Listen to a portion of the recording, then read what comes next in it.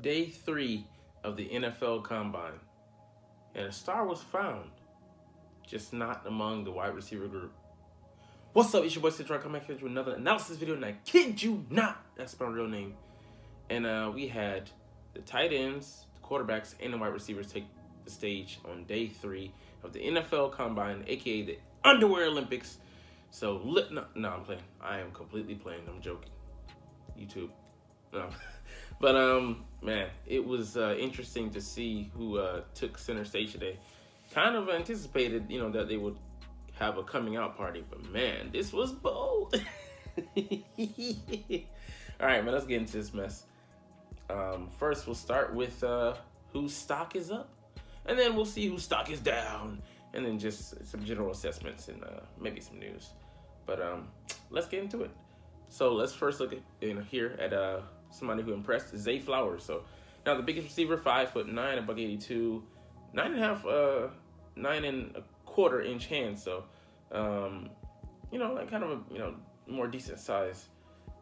But he ran a 4.42. I mean, the deep speed confirmed. And he was crisp route running, but he didn't look so explosive in the long jump, the broad jump, and the vertical. Just kind of like more above average numbers. But yeah, he was able to display the body control and all that stuff. But he's gonna go high, first rounder. But yeah, I'm glad the Eagles don't even have to consider him. Don't need him. Like I said, this group, we'll reflect on that later. But here's a guy I'm interested in. Where maybe we could see him maybe later. But like I said, the Eagles, in previous videos, the Eagles have to get more picks. We need more than 5 picks. So Andre Iosivas, a guy from Hawaii who settled in and was recruited by Princeton. He has some pedigree here. 4.43 guy. I'm like, what?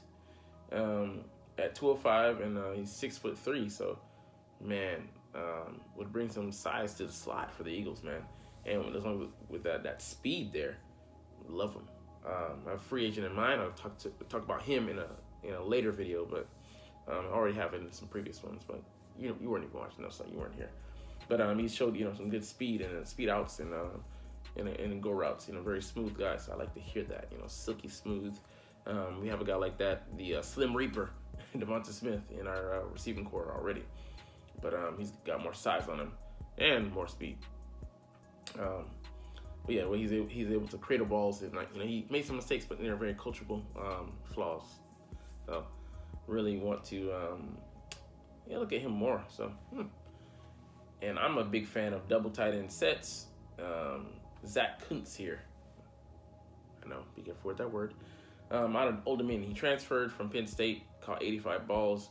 The guy is 6'7", 255, so nice size on him. I don't know where he's rated to go, but damn, 40 inches in the vertical and a 10-foot 8-inch broad jump. And then he ran a 4.55. Man, he might be faster than Goddard. It would just make a great addition. Like if you get us a mirror image of Goddard, and maybe not, as guy is silky smooth in his route running, or who knows how to get slim, but a guy who could just be a blocking maven as well as a pass catch threat. Man, I'll take one of those guys any day, and I'd hope that we bring in some competition for those 2 tight ends we have, because Jack Stahl, he's mostly a blocker. Grant Calcaterra is mostly a receiving tight end. If you can meld those guys into one and have them, line up. You have Goddard here and you have the other guy here. Creates problems. They don't know who's blocking, who's receiving, and who to focus on, because maybe you can't focus on either. So I mean, yeah, we could really use a guy like that. So not to put those guys down, great depth players, but another guy who's a threat on the other side. We just multiply this offense even further. We get a dual threat tight end and a legit power running back in the mold of a Bijan Robinson. That offense becomes fucking unstoppable. What do you fucking do? There's nothing you can do. So I mean, like, if we're gonna lose pieces on defense, I'd rather us buff up the offense like that to go the unstoppable route and make our defense more bend but don't break, and just have to, have to contain offenses enough, not purely stop them week in and week out. All right, let's move on to the next guy here, Marvin Mims Jr. out of Oklahoma, 5'10", $183. So on the slender side, more in line of a slot receiver, but a nice 4.38, 39-inch vertical, which is nice, 10 foot 9-inch broad jump, which is pretty good. And he excelled in drills, but like I said, I don't think he's someone that we're looking at. I want someone with some size at least, even if they're going to play in the slot, and also they could be an outside receiver as well. And a lot of these short guys, this wide receiver group was just kind of unspectacular. There wasn't a guy that really caught your eye out there. There's some solid guys, some guys that maybe made you notice them, but as far as it's coming out and blowing you away, there was no Deshaun Jackson, no Tyreek Hill, no Odell Beckham here that just wowed. And but who knows? It can they can always have a guy that develops into that out of this class. I'm not saying that, just saying for the time being, it just looks like a solid and in light draft class at wide receiver. This is not the draft to come to where you get a dependable guy, but not like that game breaker. And get your money's worth. Probably these guys don't probably have a lot of starting grades on them. More of a depth supportive. It's top heavy for sure. And here is the crown jewel of the day, Anthony Richardson. Man, this guy lit it up. Oh my goodness, ran a 4.43 at 244 pounds. It was originally a 4.44 at 244. The fours were crazy, but man, he was absolutely buzzing. They had the whole place lit up, and he came out to do the quarterback drills. He was solid, acquitted himself very nicely, and I like that he came out and he wanted to challenge himself, unlike someone else we'll speak of a little bit later. Disappointing, but yeah, his deep balls were a thing of beauty. I don't think he missed on one that I saw, on the footage that they showed. He was just hitting guys, just bam, they're catching it. Bam, right when they needed it, the ball just dropped perfectly. His deep ball is a thing of beauty. If we didn't have Jalen, I'd be like, ugh. Some team is going to get very fortunate and lucky to get this guy and then have him be the centerpiece of their offense for the next 15 years. And then he's like an upgrade on Hurts. If he can come in and play like Hurts, I don't know if they would, what kind of offense they put him in. But him running a 4.43, you use those tools. He's solid too. He's faster than Cam, but just has about just about the same amount of size. Vertical as well. He set a quarterback record, 40.5-inch vertical, and in the broad jump, 10 foot 9 inches. Just amazing. Jumped out of the gym, and just hitting receivers in stride. That ball was coming in there live. Will Levis also had a live cannon. He backed up his word. He said, "I got a cannon. I'm gonna use it. I'm not afraid to use it." And he came out there, hitting those receivers. Man, they're ready. You had to have their head on a swivel, to receive those balls. Pause. But yeah, it was just a thing of beauty, man. He just lit it up, and he's gonna come in and destroy the draft board as it is. Someone's gonna trade up and get him. Could be the Vikings, one of those middle teams. Could be the Panthers. Whoever misses out on Stroud and Young, this might be the best. The best guy. He definitely has the highest ceiling out of all three of these guys. So we'll see how things play out. Jackson Smith-Njigba out of Ohio State, and he would disappoint me with not running the 40. We know you're not a speed receiver, but him wanting to wait till he can do it in a comfortable environment, just like the quarterback that we're going to speak of later. Okay, we know you're quick. We're not expecting you to run a amazing 40, blaze it, but he's the smoothest receiver, but just nothing spectacular to me. Just don't see it. So he might be just like Michael Thomas coming out as a beast and then body breaks down, or I just don't see him having a long career. Or just being solid but not spectacular, not ever graduating to that next level. Could be a top 15 receiver, but I think that's his ceiling. That's my opinion, but yeah. So, all right, stock down. Jordan Addison, man. $173. See, a lot of these guys are light, man. Just like it signals the shift of offense. Where you have like, these speed guys, purely speed guys coming out. 449, okay, nice, but his hands are small, 8 inches, 3 and a fourth inch hands. Holding on to it. And he had to, stop his workout, lower back tightness. Yeah, just he doesn't look like he has the top notch quickness or quick twitch movement that a lot of other receivers have.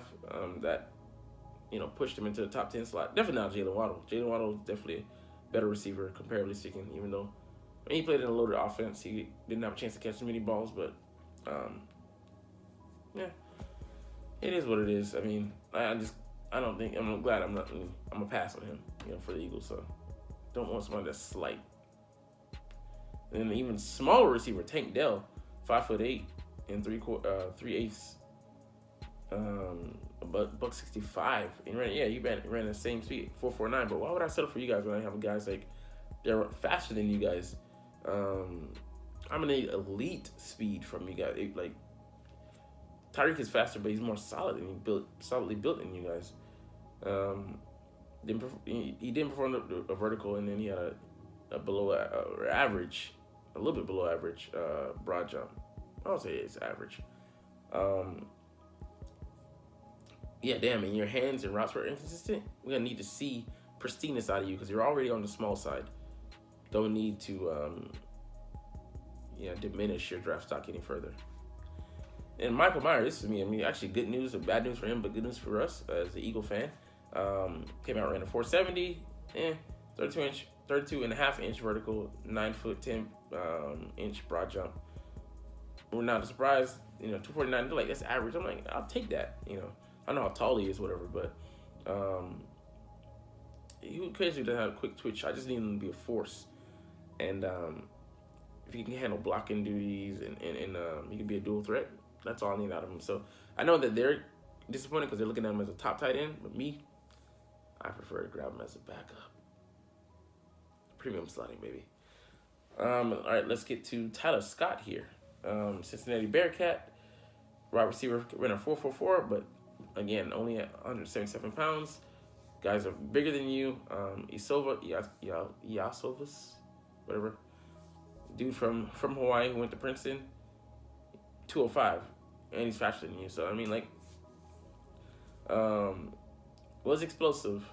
So I mean, maybe that's just his limit, whatever. I mean, it's plenty fast. Don't get me wrong, but struggle, catching passes and inconsistency. Getting your hands up doing a route, stuff like that, it's gonna hurt you. Not gonna push your draft stock forward, maybe just keep you in limbo. So it is what it is. But let's get to some other news from the combine here. We know Anthony Richardson, the star on the field. C.J. Stroud had a good day passing. Bucky Brooks, one of the NFL.com analysts, said he had one of the better passing days of the combine that he's seen. So, and he had a few misses on the deep ball, but whatever he had, he made a mistake, he would correct it. So, on the next ball, he hit the guy in stride, and just better pass where he could not have to slow down fully. But just like very amenable to correction, and you can spin it, man.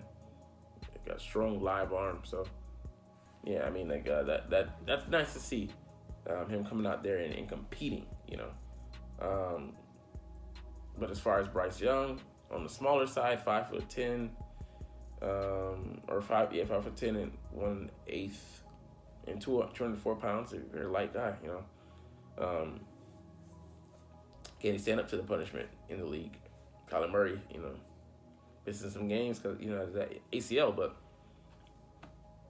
he has wheels to get him out. I think Young is probably dirt slow. Probably like 4.7, 4.8 range. I mean, that's my guess, but don't know. But yeah, he didn't choose to throw at the combine, wants to throw it in the comfortable confines of the Alabama Pro Day on March 23rd. And I'm just like, what do you think you have to lose so much so that you're not willing to come out here and compete? And that's just like, red flag for me. That kid doesn't, you come all the way out here to the combine. You're not injured, not hurt. You're not Jalen Carter. You're not in legal troubles. So there's nothing that, you could just, if you bounce back, rebound at your pro day. And but these guys want to wait until they can have, everything controlled. And I hope whoever the scout is, I don't know if it's going to be a head coach or whoever working them out. Just hope they really just push him to the max and ask for a few extra throws. And I'm really going to be interested to see how he comes out. Because effectively you make this like all or nothing showing, because you don't have a chance to make it up. Like if you had a poor combine showing, you just make up for it in your pro day, and no one, I think, would hold it against you unless you came out and absolutely bomb. But then again, you wouldn't even be in this position in the first place if you were that underdeveloped or that poor of an athlete. So that's just my take, But anyways, let's look at some stuff here across the league. Let's see if there's any news. All right, Travis Kelce hosted the SNL. Ha ha ha. Let's see what else. Wentz wants to keep playing, even if it's in a various roles. Now he's desperate. You should have been having this kind of spirit before, man. But Woogie might be over for you, as Philly 500 calls you. But anyways, we'll call it a day here. Get up out of here, man. But you're not even watching, though. I know. It's all good. But as we say, fly, Eagles, fly, and let's motherfucking go.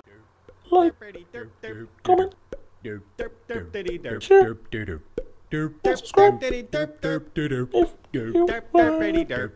Thanks for watching. Check me out at Cintron, Cintron Anime, Cintron Life, or Cintron Laughs, or other social media.